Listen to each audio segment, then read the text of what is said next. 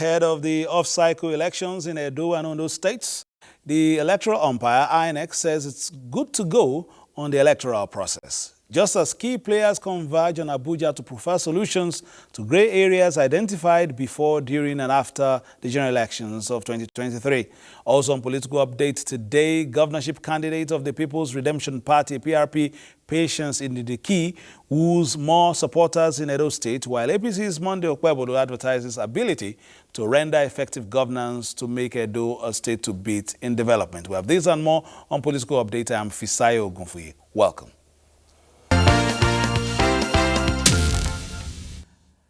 Gombe State's Governor Mohammed Inuwa Yahya says northern governors are working to complement the federal government's food security efforts. He said this while briefing State House correspondents after meeting with Vice President Kashim Shettima at the presidential villa. The governor also spoke on issues of implementation of the new minimum wage recently approved by state government. But I would like to believe that all the states, and in conjunction with the federal government, especially with the support given by the federal government, are trying to address those issues. And I believe recently the prices of food commodities have started to drop. So the drop in price, coupled with the palliative that the states and the federal government have extended, will help to stabilize the situation, and the situation will improve by the grace of God. Most states have set up committees. Yes. In Gombe, we have a standing committee, which we had since 2020, and is headed by the deputy governor. They are working with the labor unions and all other members to try to see that we get to, but it's a law according to, the Senate president. Every state, it has to be, implementation normally has to go with consequential adjustment, and that state has to go with the process properly so that we kick it and get it right.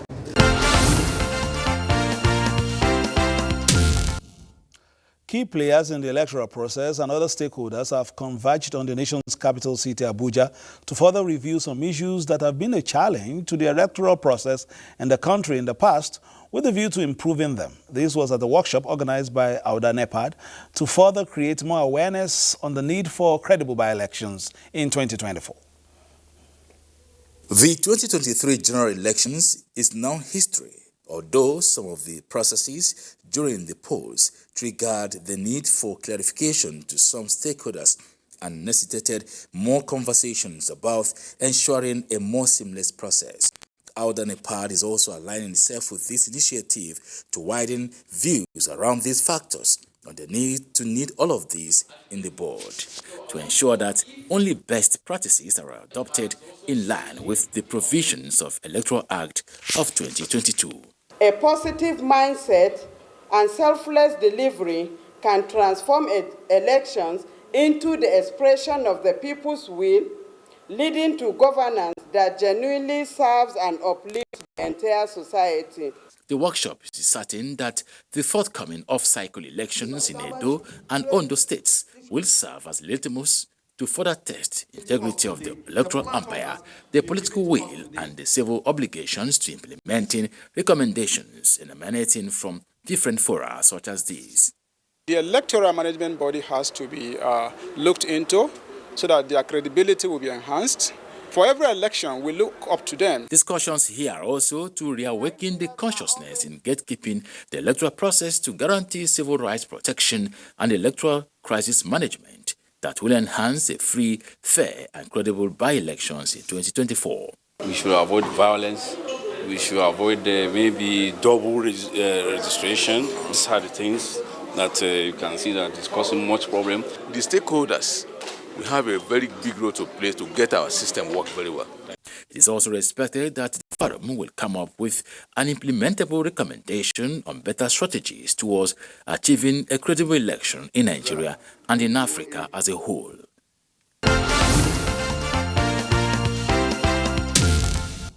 It's just about a month to the Edo State governorship election, and INEC says it is set for the exercise. INEC chairman, Professor Mahmoud Yakubu, gave the assurance after meeting with resident electoral commissioners on the level of preparation for the elections. Collection of permanent voters' cards (PVCs) in Edo State was top among issues deliberated. INEC will announce a date for the collection of PVCs in Ondo State soon, we heard. Made available at RA level from Thursday, 22nd August 2024 to Monday, 26th August 2024, from 9 in the morning to 5 p.m., that's 5 in the evening daily, including the weekend. It is important to emphasize that the Commission's policy that PVCs must be personally collected by registered voters has not changed. The cards will not be distributed or collected by proxy so that they do not end up in the wrong hands. Now to our conversation. As the Edo State governorship election scheduled for next month draws ever nearer, voters have begun to take a closer look at those whose names are in the ring to contest for the post of governor. Now, joining us in this conversation from the city of Benin is the People's Redemption candidate, party candidate for the Edo governorship election, Patience Ndidi. 1 month to go. If she's on for us on the program, can we have the governorship candidate of the PRP?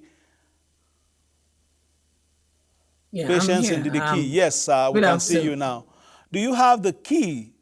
Well, first of all, let me, welcome you to the program. I'm eager to ask you questions. Nice to see you.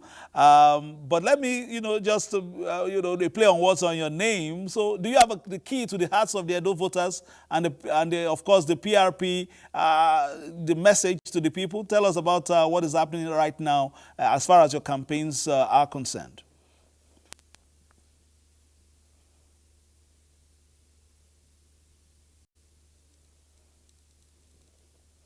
It seems we're having some challenges getting through to her, but once we get through to her, we will continue the conversation. If she's back, maybe we'll put this question to her. I think she's back online. Did you get my first question?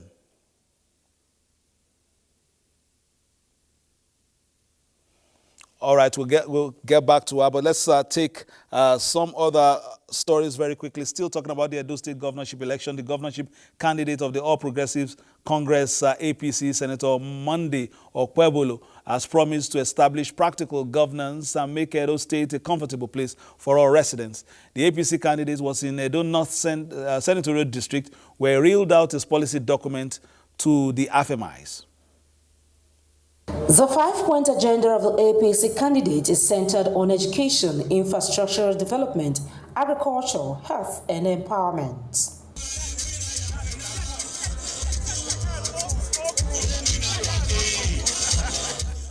A system whereby we will consult the people and the people will talk to us. So, assessing the government will be very easy for the people. But they don't need the election to be told that when black communities have no road, they cannot carry their farm produce to the market. On election day, make everybody come out, come vote APC. But when I know what I will do door-to-door campaign. The people are curious. The people are anxious. The people are so they are enthusiastic to see a new change in Edo. And the people are yearning for a new government, a realistic governor, a governor that have empathy for his people. And who is this governor? Senator Monday Okpebolo. The APC has begun its local government area campaign tour.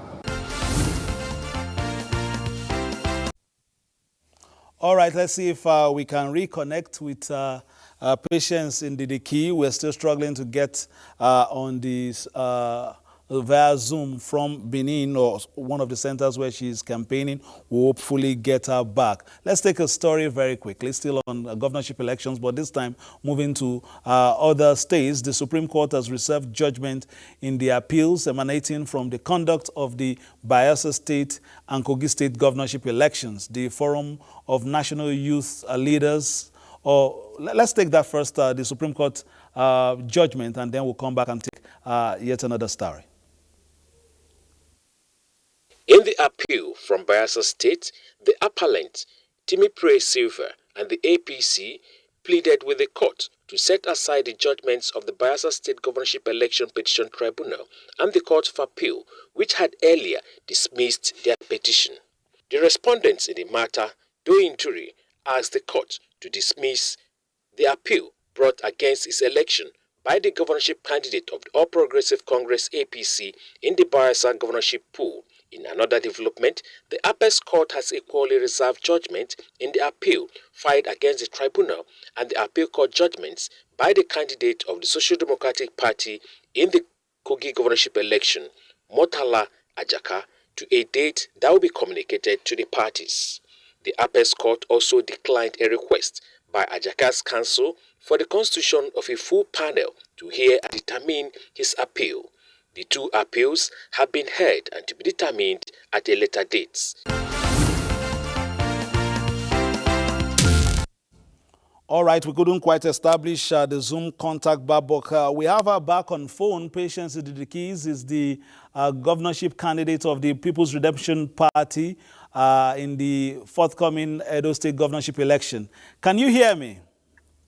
Yes, I can hear you very well. All right, please just let's start by, having this conversation on, your campaigns so far. What are your experiences like, and what is the message to the people? Yeah, my campaign it's been very fruitful. It's been very productive. We've gone to several areas in Edo South. We've gone to a lot of places also. We've gone to Edo Central, and we are moving into Edo North. My experience so far is enormous. I see the people gravitating towards me. I see the people wanting something new. I see the people tired of the status quo. I see that the people want true transformation. And that's the good thing I see with me and my team going to the grassroots, because we've been going to the wards, the units, meeting the people in the villages and in the areas that we have been so far. So I see the people, they actually want this true transformation. For them, for so many, it's not about being given 5,000 or 10,000 or 3,000 anymore. They actually want this true transformation. They want redemption, just like my party's name, People's Redemption Party. So it's a thing of joy for me. That's, the people, men, women, people telling me, we are in a Labour Party, but, we are following this boss because he's talked about your party and we want to see something new. I'm in PDP, but, it doesn't matter to me. It's not about party anymore. It's about individuals. It's about somebody that can bring transformation. It's about somebody that can do right for the people and for the state. So it's been a blessing, and I don't regret any bit, being in this race. So it's been a great blessing, and as we continue to forge ahead, we believe that more people will come to get to know us, not just on the social media. Like I said, we've been, going into knocking on doors, and more of that will be done. All right, we're still trying to, reestablish your Zoom link, but still talking about, your efforts so far. We'll come back to you in just a moment, but let's take, a report very quickly about youths very quickly, and then we'll come back. That's the Forum of the National Youth Leaders of Political Parties in Nigeria. Say they are taking a lead to mobilize youth structures across the country to ensure no issue is left out in the considerations to be made in rebuilding the nation in the post-protest era. The forum also believes that the government deserves a commendation for the way it handled the recent protests in some parts of the country. This briefing by the Forum of National Youth Leaders of Political Parties in Nigeria followed intense deliberations on the state of the nation. They believe that as the face of the youth of the country who have a footing on the political landscape, the forum has continued to express its desire for alternative resolutions to challenges than confrontational approach. We strongly recommended the spirit of reconciliation, which is the first step toward reintegrating our young people into the post-protest development agenda. That this dialogue should be replicated in the geopolitical zones and other subunits that will draw participation from our youth in the rural areas, which is where bulk of the youth are inspired to hope of collaboration with them. The forum unanimously agreed that the consequences of confrontation are always dire, often leaving all factors devastated. Also, it has developed a strategic document that highlights the specific areas of concern as expressed by the youth during the recent protests and the necessary steps required to mitigate them. All right, you're watching political updates live on the network service of the Nigerian Television Authority. Conversations have been surrounding the preview of the Edo and Ondo elections, but today we have governorship candidates of the PRP for those states. Of course, we tried to get her via Zoom, but we had to link up to her via phone just to have our comments on the program. Patience Ndidiki is still with us. You are the only woman in the race. Do you feel a little bit intimidated at the moment? Not at all. No, nobody can intimidate Patience Ndidiki. No, I'm not intimidated. By the grace of God, I've had so many male-dominated organizations. I was a chairman of Nigerians in Diaspora for United States 2017 to 2020. NIDO is a male-dominated organization. When I ran for chairman, we had 30 men and 4 women.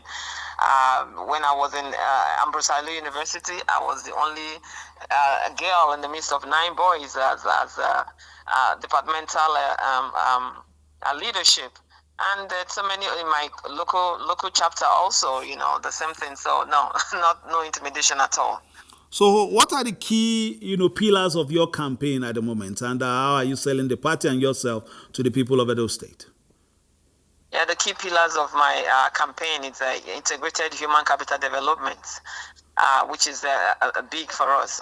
The second one is sustainable economic diversification, and the third one is infrastructural and environmental resilience. Talking about the integrated human capital, I believe that human resource is the greatest asset that we have. We have to invest in our present and future generation. This will bring a sustained growth. It will ensure that we have sustained growth, and will also help our economy to thrive. It will help also be known and seen, as a thriving society. When we talk about integrated human capital development, I'm looking at education, I'm looking at healthcare, and I'm looking at all that it takes to be able to engage the youth and give them the skills that is needed. In our educational system, we need conducive classrooms, we need modern tools, we need all the amenities to be able to match the global world when it comes to education. Edo is a city, is a state that is known for so many things that we have done in the past, development-wise, So right now, Edo should not be the way it is, because what I see in the state is regression, and you see not only in Edo people crying for hunger and poverty all over the nation. So we need an educational system that helps to move things forward, and also even in the educational system, I am looking at incorporating digital literacy in our curricula, entrepreneurship, even civic education, where people will begin to know their civic right, know their history. Very, very important. And also, it's also very important that we continue professional development. There will be continuous professional development for those that are teaching us, because our teachers are both from elementary school to high school to middle school to high school and to the university level. It's human beings that are giving us those education. So they also need professional development so that they will be able to stand the test of time when it comes to the teaching standards globally. And then in healthcare, of course, we have a healthcare that is not working for anyone. Our healthcare system is... Let me come in very quickly. Time is not our friend, and it's unfortunate we couldn't just get you online. We've tried to get you via Zoom and other, facilities. We couldn't just get you online. Perhaps we'll do this conversation again so that we can do it face-to-face as well. We're just trying to, try and get you as much as we can. But tell us a little bit about the pillars, of your, apart from the pillars of your campaigns in terms of the low-hanging fruits infrastructurally in Edo State, what you have seen that you want to address immediately, especially in terms of, the low-hanging fruits of some of your campaign, in terms of what they will see perhaps in the first few months of if, the people of Edo State give you the mandate. Well, for me, I believe that everything in Edo State needs help. And as someone who is an agile professional, I believe in working with cross-functional team. Like cross-functional team, a team of experts, team of people with different experts. different knowledge, different discipline that will work simultaneously to be able to bring in what we need to do. Our road network, very, very important, because we need businesses, we need to be able to transport our businesses from one place to the other. And a good road network will help with that, and also even to transport human lives. So the road network is very, very important to me. And also our water system. These days I see government even being proud that they are putting together boreholes. When I was growing up, I drank water from the tap. We have a water board working and things like that. But right now, there is nothing like that in Edo State. So I'm going to bring back, the water system, the water that is treated, the water that will not lead us to cholera or diseases tomorrow. And also our drainage system is in shambles. As we are constructing a good road, we also need to look into our drainage system, and that's why one of the reasons we have flooding in the states. We need to deal with that. And also going back to environmental sanitation, very, very important, because the environment and health, it cannot be, there are things that work together. We need to go back to environmental sanitation, which will also help to clean our gutters, clean our streets. This will reduce, the mosquitoes and all the kind of preventable diseases that our people suffer. So those are hanging fruit that I believe, and also to cushion businesses.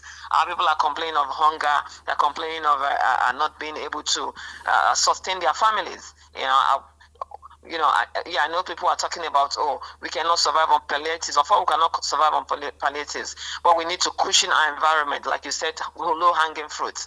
Money comes into this, the purse of Edo government every month. Security votes come in, allocations come in. I will start by using that money after paying the salaries of the civil servants. Very, very important. They need their salaries.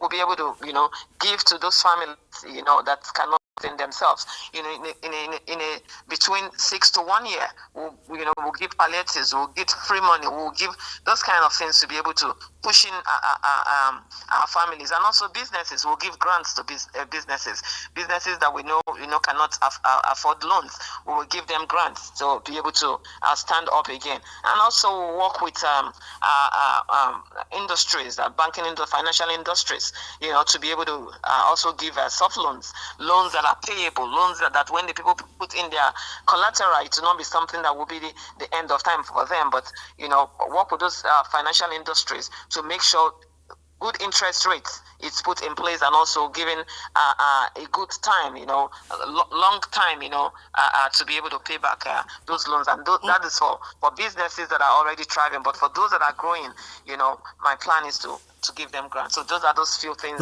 I know that coming I'll begin to do. Thank you very much for being a part of the program. Unfortunately, technical issues, we couldn't just quite get you on via Zoom or Skype, so that your would-be voters will see and identify with you on the program. But we'll try to see if we can bring you back so that we can discuss more in depth some of your plans, and you look like someone of the younger generation as well, so that we'll see what you have for them as well. That has been political update for today.